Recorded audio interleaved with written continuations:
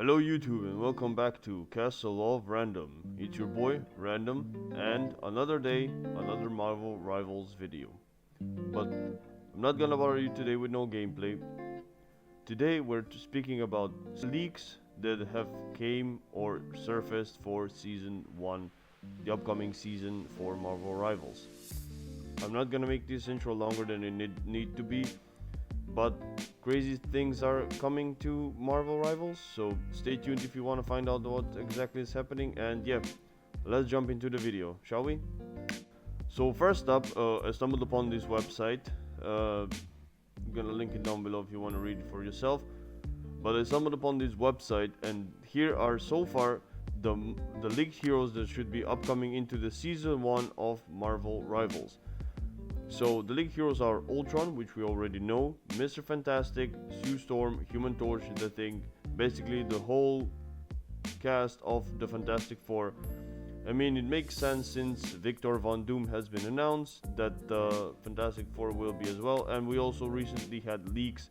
If you go and check out my previous video, where we talked about Mr. Fantastic or Reed Richards. But the other potential leaks that we might have and might be coming to the game, but the other heroes who are heavily referenced in the game files are Angela, Blade, Captain Marvel, Deadpool, Emma Frost, Hitmonkey, Jean Grey, and Hood, which is teased.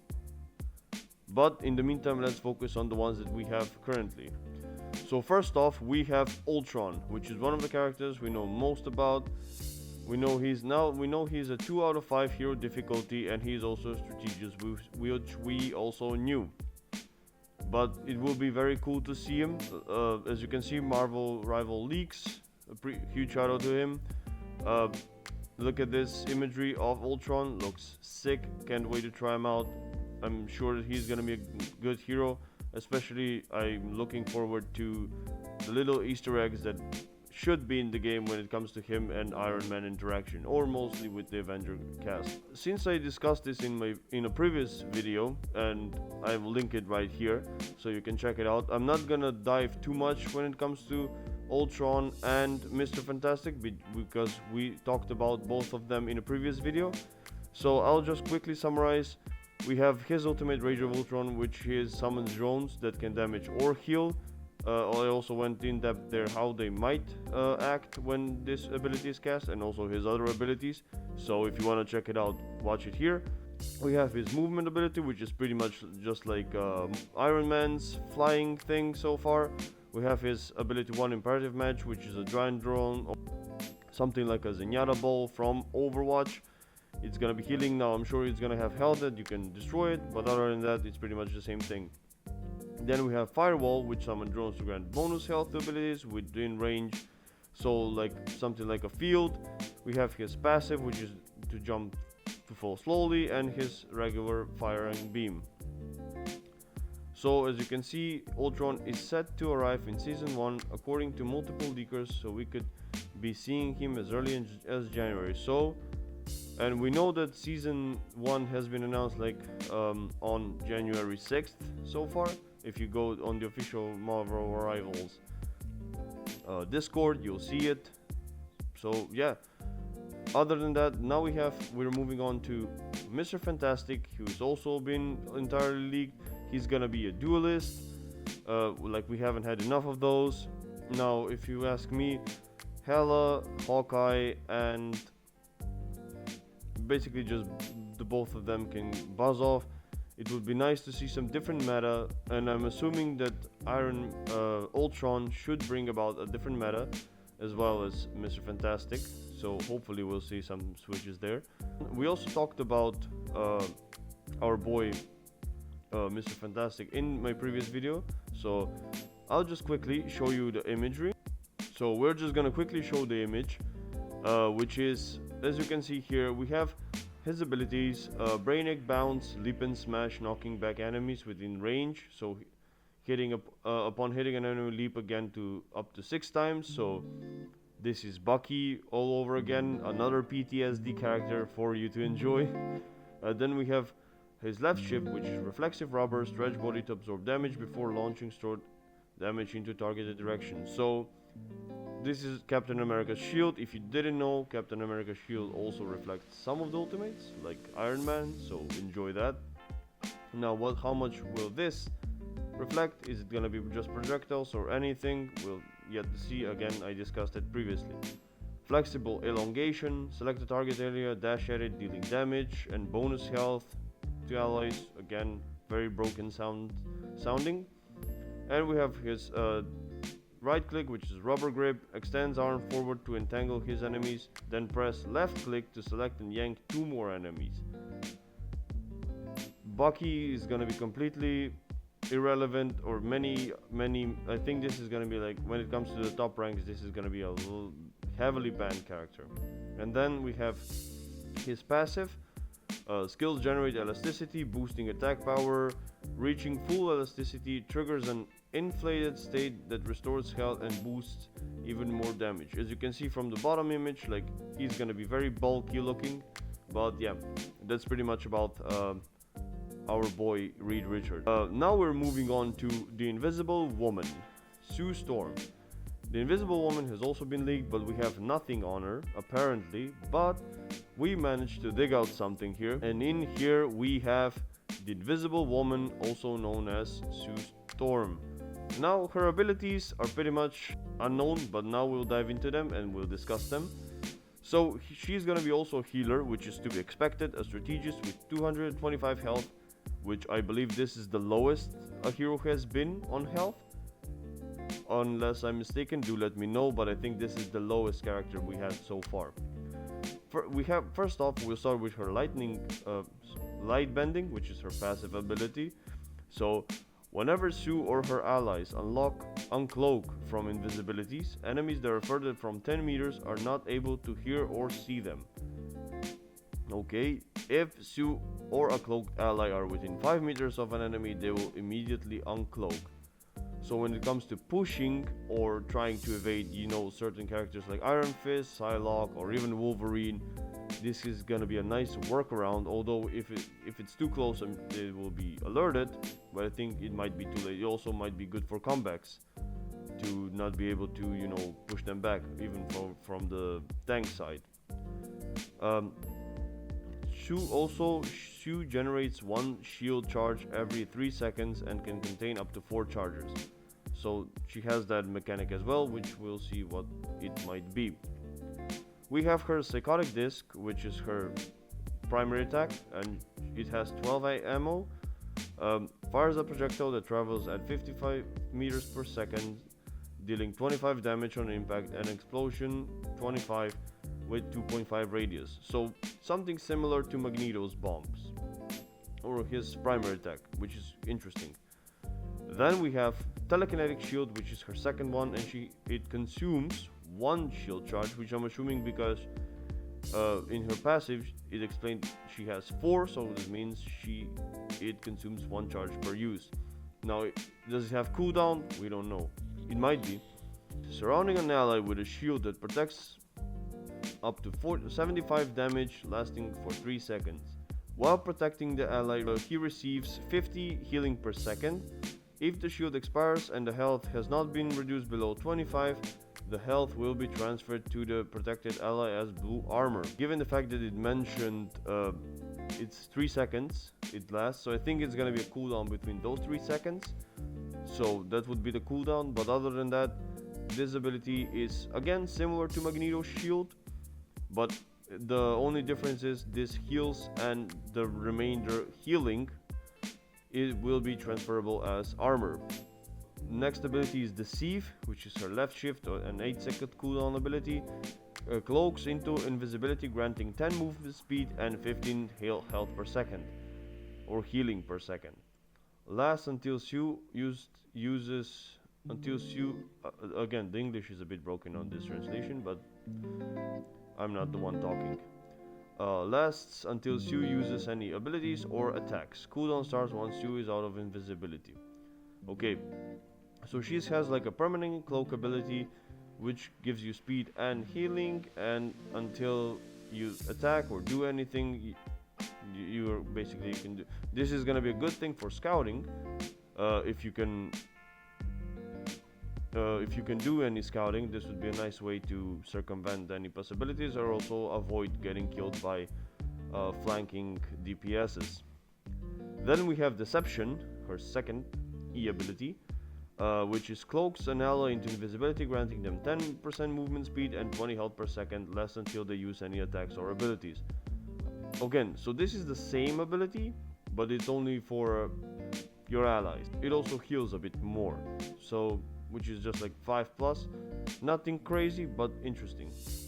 And then we have Personal Space, which also takes 1 shield charge, is surround yourself with a telekinetic shield, which we discussed what it is. And pretty much we have only the ultimate ability left, which is Force Field. Suit channels a field of 2500 health bubble shield that deals 150 damage to enemies and expels them. Enemies can enter the bubble after it is deployed. Now what this can entail? From my understanding, this can mean only 2 things. So the ultimate is gonna be either in a sense of like once the bubble is cast, it's gonna be a knockback ability, which the 150 damage comes in, and after that it's gonna be, I don't know whether is it gonna be like because it says enemies can enter the bubble after it's been deployed. So what's gonna be the primary ability after it? Does it give healing in the meantime, or is it like something in some invisibility related, like you can't really see them, you have to find the bubble, or what's it gonna be? It's a very vague and up to interpretation, but we'll see again once this character drops into Marvel Rivals. Then we're moving on to our boy Johnny Storm, which is the Human Torch. He's gonna be another duelist. If you haven't had enough, here you go, one more. As you can see, his in-game looks very sick. I like it. He's also gonna be 3 out of 5 star difficulty. We don't know how much Invisible Woman will be, but I think she's gonna be something around like 2 or 3 as well, or it might be even 4. I think 4. I'm gonna put in a prediction on the 4. We have Human Torch. Also, we have a picture for him, so let me share that with you as well. I know the quality of this is not really the greatest, so we'll read the abilities from this post where we're currently at. But just if you want to see how his basically the UI or how his items or icons look, feel free to do so. There's also fun thing, he's gonna have a power up, as you can see, with Storm, which is called Omega Fire. And basically what it's gonna do, Storm can consume one of Human Torch's fire tornadoes into her ultimate to ignite her hurricane. Likewise, Human Torch can turn Storm's hurricane into a fiery hurricane with his ultimate, which will then recharge and intensify any of his fire tornadoes caught in its path. It's a bit of a mouthful, a bit vague, bit understandable, but also very confusing at the same time. So I think this is a good thing to do, and why the reason is why, because Storm has been wiped off from the face of the map, because Storm is not being used at all. I don't know if anyone plays Storm, like I've rarely seen anyone play Storm, even at high level, even at casual, nobody plays Storm. Like maybe I've seen like 3 matches where Storm has been played. So I think this will boost her stats a little bit, given if the ability proves to be very, very broken. And I think it's gonna shake the meta a little bit, which is very needed, because as I said in the beginning, currently Hela, Hawkeye, and those 2 characters kind of like dominate and are very annoying to deal with. And Penny, the highest win rate, please. I don't want to see her anymore. Like those characters, come on. We need a bit more versatility, because pretty much people play the same characters over and over and over. Moving on, now we'll go into the abilities. So we have his ultimate, which is Supernova. Unleash shockwaves to deal damage to enemies within range. During skill activation, the flame field will transform into a fire tornado. So this will be where the team up ability comes in place as well. With his ultimate, it's only, so it's gonna be very broken. given that this will be the first ability where two ultimates are able to have a tandem team up ability, basically. Because so far everything has been either passive or an additional add-on ability, but only that works like with the other regular abilities. But this one is where two ultimates are combined, so it's very interesting to see. I think this change will also be a very drastic one, and a bit of a foreshadower for other future potential team-ups. On to his first ability, which is going to be Pyro Prison. I think this is his E ability, if I remember the picture correctly. Connect flame fields to form a firewall that deals burning damage to enemies. Okay, flame fields. How do you get them? Is it gonna be an immediate triangle, or is it gonna be consecutive? You can cast it multiple times. Interesting, we'll see. Then we have his second ability, which is probably his left shift ability. Flaming Meteor. Dive towards the ground and stun nearby enemies. Very cool, very simple. We've seen him in the comics do this multiple times, or in video games or cartoons, so interesting. Then we have his regular fire, which is Fire Cluster. Launch forward a spittable fireball, so it's not gonna be a beam, thank god. And alternative fire is a Blazing Blast, which is launch a fireball to create a flame field at a targeted area. Okay, so this is how we are gonna get the flame fields. So basically, now I don't know how long the cooldown will be, but I believe is once you connect two or more, you'll be able to cast like the Pyro Prison, because otherwise it would be probably a waste. And I think this is going to be a very high skill ability, given the fact that imagine your healers are at the back, right? Or the team healers are at the back, so you're fighting, they're healing, and it's a back and forth as it always is. So imagine you put up two flame pillars or flame fields, however you want to call them, and they're connected, and I think this is gonna work perfectly in regards to you trying to cut off other people from the enemy team. So it can either be for when you're pushing and the team wants to engage with you, and you're trying to push them back just so you can secure the point. For example, Groot puts up his barriers, but they can get tore down, and here you come in with the extra damage to kind of seal the deal. So it's gonna be very interesting high level play to see how those fields will kind of fall into place in the overall gameplay. And lastly, the one of the full leagues that we have is the Thing. Okay, so other than him being a Vanguard, we basically know nothing. Unfortunately, we don't have any abilities and nothing that this character might be besides Vanguard. Now for skins, we also don't know if they're coming or not. I would really appreciate if we had any skin. Potentially, for the Thing, I really don't like this shorts. It's a bit too much. When I think of the Thing, I always think of like the long navy blue pants that he always had. So I would pretty much, I'm sure they would be coming, because the uniforms are never cool. And so far everything we've seen are with uniforms, but a bit of spice. Then we have Blade. Blade is also one of those that have been leaked. We know nothing about him. So if you ask me, we can speculate a little bit.